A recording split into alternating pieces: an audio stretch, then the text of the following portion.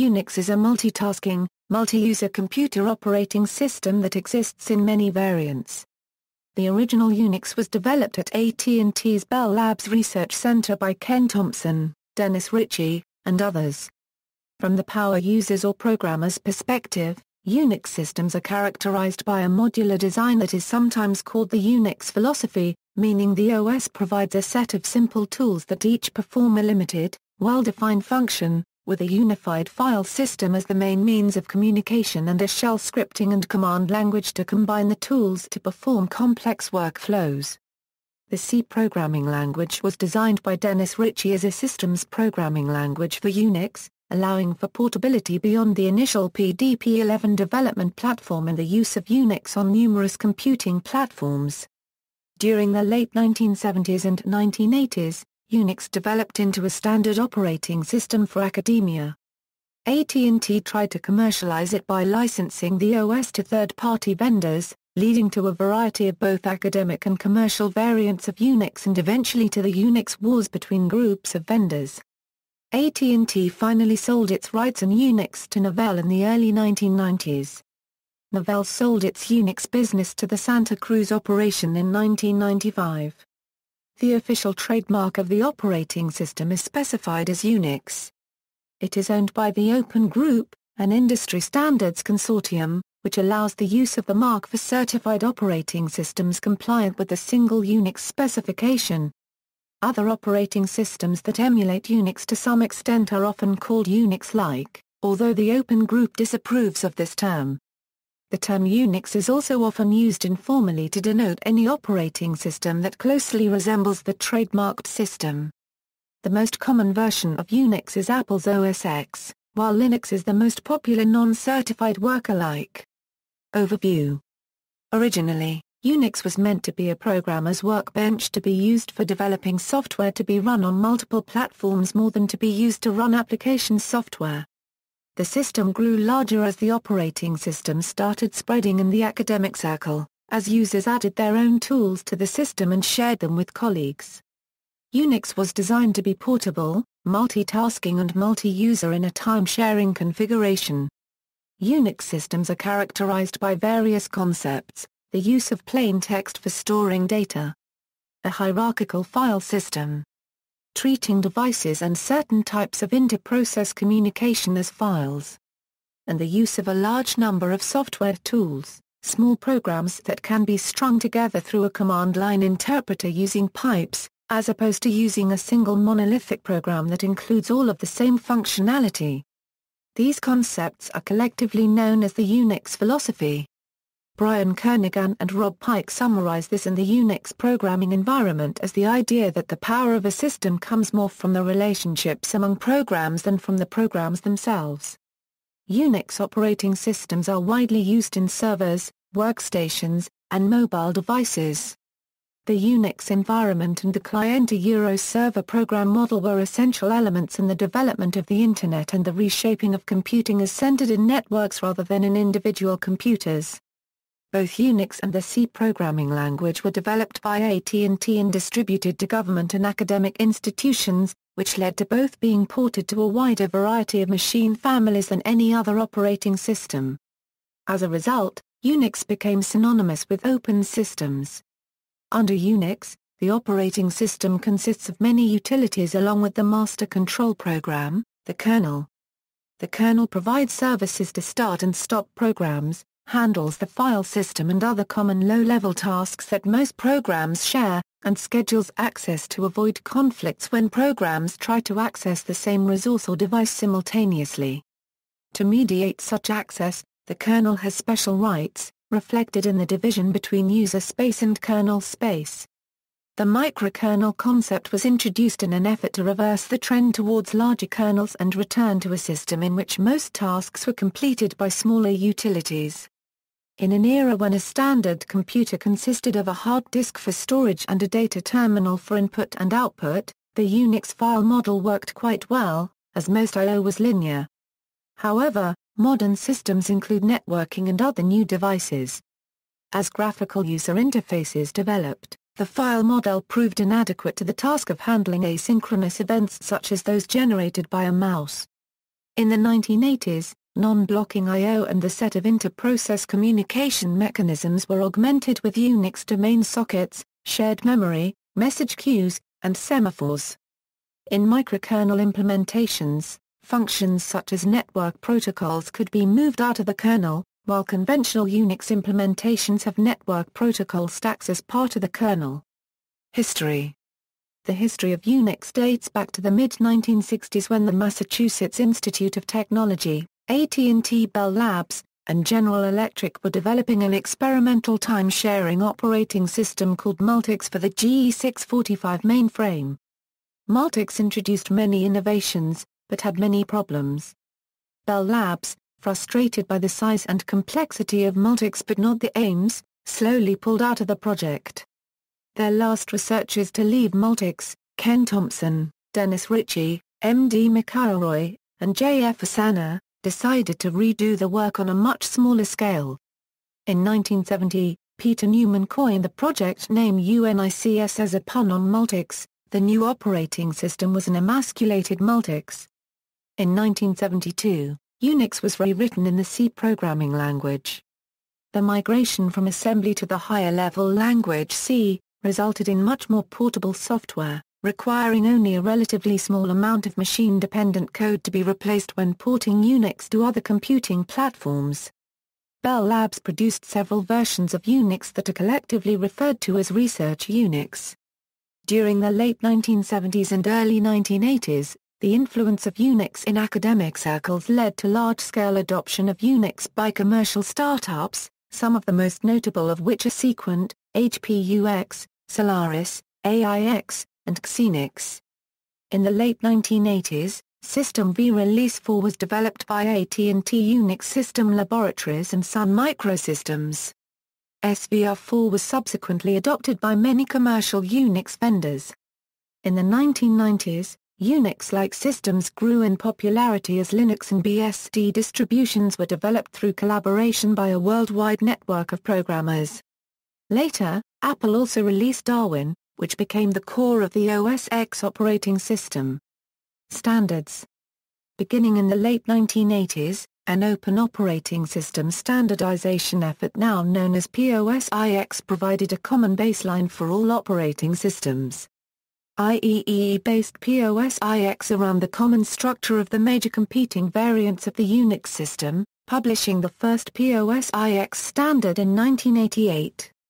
In the early 1990s, a separate but very similar effort was started by an industry consortium, the Common Open Software Environment Initiative, which eventually became the single Unix specification administered by the Open Group. Starting in 1998, the Open Group and IEEE started the Austin Group, to provide a common definition of POSIX in the single Unix specification. In 1999, in an effort towards compatibility, several Unix system vendors agreed on SVR4's executable and linkable format as the standard for binary and object code files. The common format allows substantial binary compatibility among Unix systems operating on the same CPU architecture. The file system hierarchy standard was created to provide a reference directory layout for Unix-like operating systems, and has mainly been used in Linux. Components. The Unix system is composed of several components that are normally packaged together. By including a euro in addition to the kernel of an operating system a euro the development environment, libraries, documents, and the portable, modifiable source code for all of these components, Unix was a self-contained software system. This was one of the key reasons it emerged as an important teaching and learning tool and has had such a broad influence. The inclusion of these components did not make the system largely the original V7 Unix distribution, consisting of copies of all of the compiled binaries plus all of the source code and documentation occupied less than 10 MB, and arrived on a single 9-track magnetic tape. The printed documentation, typeset from the online sources, was contained in 2 volumes. The names and file system locations of the Unix components have changed substantially across the history of the system. Nonetheless, the V7 implementation is considered by many to have the canonical early structure, Kernel source code instances, composed of several subcomponents, configure configuration and machine-dependent parts, including boot code, dev device drivers for control of hardware, sys operating system kernel, handling memory management, process scheduling, system calls, etc., header files, defining key structures within the system and important system-specific variables. Development environment. Early versions of Unix contained a development environment sufficient to recreate the entire system from source code, CCA C language compiler, ACE machine language assembler for the machine, LDA linker, for combining object files, Libre object code libraries. LIBC, the system library with C runtime support, was the primary library, but there have always been additional libraries for such things as mathematical functions or database access. V7 Unix introduced the first version of the modern standard I/O library stdio as part of the system library. Later implementations increased the number of libraries significantly. Machia Build Manager, for effectively automating the build process, include header files for software development, defining standard interfaces and system invariants. Other languages. V7 Unix contained a Fortran 77 compiler, a programmable arbitrary precision calculator, and the awk scripting language, and later versions and implementations contain many other language compilers and toolsets. Early BSD releases included Pascal tools, and many modern Unix systems also include the GNU compiler collection as well as or instead of a proprietary compiler system. Other tools including an object code archive manager, symbol table lister, compiler development tools, and debugging tools. Commands. Unix makes little distinction between commands for system operation and maintenance, commands of general utility, and more general-purpose applications such as the text formatting and typesetting package. Nonetheless, some major categories are, SHA the shell programmable command line interpreter, the primary user interface on Unix before Windows systems appeared, and even afterward. Utilities. The core toolkit of the Unix command set, including CP, ls, grep, find and many others. Subcategories include System utilities. Administrative tools such as MKFS, FSCK, and many others. User utilities. Environment management tools such as PASSWD, KILL, and others. Document formatting. Unix systems were used from the outset for document preparation and typesetting systems, and included many related programs such as NROFF, TROF, TBL, EQN, Refer, and PIC. Some modern Unix systems also include packages such as TeX and GhostScript. Graphics. The plot subsystem provided facilities for producing simple vector plots in a device-independent format, with device-specific interpreters to display such files. Modern Unix systems also generally include X11 as a standard windowing system and GUI, and many support OpenGL. Communications. Early Unix systems contain no intersystem communication, but did include the inter-user communication programs mail and write. V7 introduced the early inter-system communication system UUCP, and systems beginning with BSD release 4.1c included TCP/IP utilities. Documentation. Unix was the first operating system to include all of its documentation online in machine-readable form. The documentation included, MANA manual pages for each command, library component, system call, header file, etc. Docker longer documents detailing major subsystems, such as the C language and TROF. Impact. The Unix system had significant impact on other operating systems.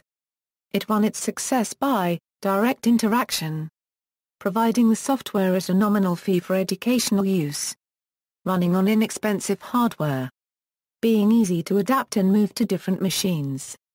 It was written in a high-level language rather than assembly language. Although this followed the lead of Multics and Burroughs, it was Unix that popularized the idea. Unix had a drastically simplified file model compared to many contemporary operating systems, treating all kinds of files as simple byte arrays. The file system hierarchy contained machine services and devices, providing a uniform interface, but at the expense of occasionally requiring additional mechanisms such as IOCTL and mode flags to access features of the hardware that did not fit the simple stream of bytes model. The Plan 9 operating system pushed this model even further and eliminated the need for additional mechanisms. Unix also popularized the hierarchical file system with arbitrarily nested subdirectories, originally introduced by Multics. Other common operating systems of the era had ways to divide a storage device into multiple directories or sections, but they had a fixed number of levels, often only one level. Several major proprietary operating systems eventually added recursive subdirectory capabilities also patterned after Multics. DEC's SX11M's group user hierarchy evolved into VMS directories, CP/M's volumes evolved into MS-DOS 2.0 plus subdirectories, and HP's MPE group account hierarchy and IBM's SSP and OS/400 library systems were folded into broader POSIX file systems. Making the command interpreter an ordinary user-level program, with additional commands provided as separate programs, was another Multics innovation popularized by Unix. The Unix shell used the same language for interactive commands as for scripting. Since the shell and OS commands were just another program, the user could choose his own shell. New commands could be added without changing the shell itself. Unix's innovative command line syntax for creating modular chains of producer-consumer processes made a powerful programming paradigm widely available. Many later command line interpreters have been inspired by the Unix shell. A fundamental simplifying assumption of Unix was its focus on new-line delimited text for nearly all file formats. There were no binary editors in the original version of Unix. The entire system was configured using textual shell command scripts. The common denominator in the I/O system was the byte. Unlike record-based file systems, the focus on text for representing nearly everything made Unix pipes especially useful, and encouraged the development of simple, general tools that could be easily combined to perform more complicated ad hoc tasks. The focus on text and bytes made the system far more scalable and portable than other systems. Over time, text-based applications have also proven popular in application areas, such as printing languages, and at the application layer of the Internet protocols, for example, FTP, SMTP, HTTP, SOAP, and SIP. Unix popularized a syntax for regular expressions that found widespread use. The Unix programming interface became the basis for a widely implemented operating system interface standard. The C programming language soon spread beyond Unix, and is now ubiquitous in systems and applications programming.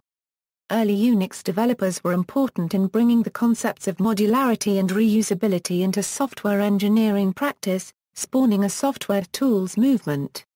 Over time, the leading developers of Unix established a set of cultural norms for developing software, norms which became as important and influential as the technology of Unix itself. This has been termed the Unix philosophy. The TCP/IP networking protocol was quickly implemented on widely used versions of Unix on relatively inexpensive computers, which contributed to the Internet's explosion of worldwide real-time connectivity, and which formed the basis for implementations on many other platforms. The Unix policy of extensive online documentation and ready access to all system source code raised programmer expectations, and contributed to the 1983 launch of the free software movement. Free Unix and Unix-like operating systems. In 1983, Richard Stallman announced the GNU Project, an ambitious effort to create a free software Unix-like system. Free in the sense that everyone who received a copy would be free to use, study, modify, and redistribute it. The GNU Project's own kernel development project, GNU Herd, had not produced a working kernel, but in 1991 Linus Torvalds released the Linux kernel as free software under the GNU General Public License. In addition to their use in the Linux operating system, many GNU packages such as the GNU Compiler Collection, the GNU-C library and the GNU core utilities have gone on to play central roles in other free Unix systems as well. Linux distributions, consisting of the Linux kernel and large collections of compatible software, have become popular both with individual users and in business. Popular distributions include Red Hat Enterprise Linux, Fedora, SUSE Linux Enterprise, OpenSUSE, Debian GNU Linux, Ubuntu, Linux Mint, Mandriva Linux, Slackware Linux, MEPIS, and Gentoo. A free derivative of BSD Unix, 386 Bahamian dollars, was released in 1992 and led to the NetBSD and FreeBSD projects. With the 1994 settlement of a lawsuit brought against the University of California and Berkeley Software Design Incorporated by Unix Systems Laboratories, it was clarified that Berkeley had the right to distribute BSD Unix for free, if it so desired. Since then, BSD Unix has been developed in several different product branches, including OpenBSD and Dragonfly BSD. Linux and BSD are increasingly filling the market needs traditionally served by proprietary Unix operating systems, as well as expanding into new markets such as the consumer desktop and mobile and embedded devices. Because of the modular design of the Unix model, sharing components is relatively common. Consequently, most or all Unix and Unix-like systems include at least some BSD code, and some systems also include GNU utilities in their distributions. In a 1999 interview, Dennis Ritchie clarified his opinion, that Linux and BSD operating systems are a continuation of the basis of the Unix design, and as derivatives of Unix. I think the Linux phenomenon is quite delightful, because it draws so strongly on the basis that Unix provided. Linux seems to be among the healthiest of the direct Unix derivatives, though there are also the various BSD systems as well as the more official offerings from the workstation and mainframe manufacturers. In the same interview, he states that he views both Unix and Linux as the continuation of ideas that were started by Ken and me and many others, many years ago. OpenSolaris was the open-source counterpart to Solaris developed by Sun Microsystems, which included a CDDR-licensed kernel under primarily GNU user land. However, Oracle discontinued the project upon their acquisition of Sun, which prompted a group of former Sun employees and members of the OpenSolaris community to fork OpenSolaris into the Illumos kernel. As of 2014, Illumos remains the only active open-source System V derivative. 2038. Unix stores system time values as the number of seconds from midnight January 1, 1970 in variables of type time t, historically defined assigned long. On January 19, 2038 on 32-bit Unix systems, the current time will roll over from a 0 followed by 31 ones to a 1 followed by 31 zeros, which will reset time to the year 1901 or 1970, depending on implementation, because that toggles the sign bit. Since times before 1970 are rarely represented in Unix time, one possible solution that is compatible with existing binary formats would be to redefine time t as unsigned 32-bit integer. However, such a kludge merely postpones the problem to February 7, 2106, and could introduce bugs in software that computes time differences. Some Unix versions have already addressed this. For example, in Solaris and Linux in 64-bit mode, time t is 64 bits long, meaning that the OS itself and 64-bit applications will correctly handle dates for some 292 billion years. Existing 32-bit applications using a 32-bit time t continue to work on 64-bit Solaris systems but are still prone to the 2038 problem. Some vendors have introduced an alternative 64-bit type and corresponding API, without addressing uses of the standard time t. The NetBSD project decided to instead bump time t to 64-bit in its sixth major release for both 32-bit and 64-bit architectures, supporting 32-bit time t in applications compiled for a former NetBSD release via its binary compatibility layer. Arpanet, in May 1975, RFC 681 described the development of network Unix by the Center for Advanced Computation at the University of Illinois. The system was said to present several interesting capabilities as an Arpanet mini-host. At the time, Unix required a license from Bell Laboratories that at $20,000 US was very expensive for non-university users, while an educational license cost just $150. It was noted that Bell was open to suggestions for an Arpanet-wide license. Specific features found beneficial were local processing facilities, compilers, editor, document preparation system, efficient file system and access control, mountable and demountable volumes, unified treatment of peripherals as special files. The network control program was integrated within the Unix file system. Network connections treated as special files which can be accessed through standard Unix I/O calls. The system closes all files on program exit. Desirable to minimize the amount of code added to the basic Unix kernel. Branding. In October 1993, Novell, the company that owned the rights to the Unix system vSource at the time, transferred the trademarks of Unix to the X-Open Company, and in 1995 sold the related business operations to Santa Cruz Operation.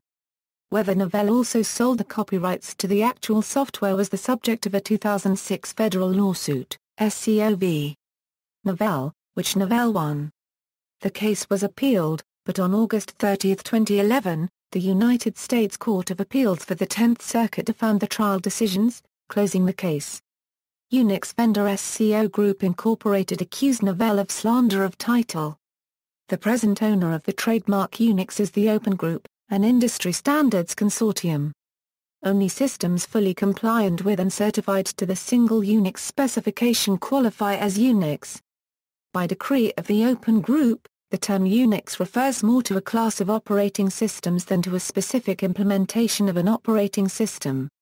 Those operating systems which meet the Open Group's single Unix specification should be able to bear the Unix 98 or Unix 03 trademarks today, after the operating system's vendor pays a substantial certification fee and annual trademark royalties to the Open Group.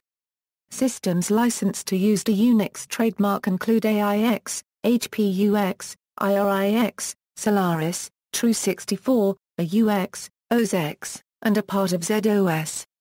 Sometimes a representation like UNX, NIX, or N. X is used to indicate all operating systems similar to Unix. This comes from the use of the asterisk and the question mark characters as wildcard indicators in many utilities.